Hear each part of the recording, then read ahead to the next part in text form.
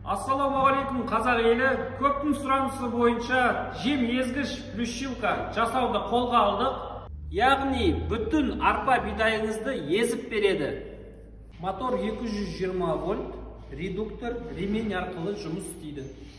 Екі вал қалың темірден жасалған, бір-біріне қарама-қарсы айналған нәтижесінде дайын арпа бидайыңыз езіліп шығады. Бункердің сыйымдылығы 20 кг. Сағатына 200 кг-ға дейін арпа бидайыңызды езіп береді. Қолдануы қарапайым. Арпа бидайыңызды толтырасыз, тоққа қосасыз, қақпасын ашасыз.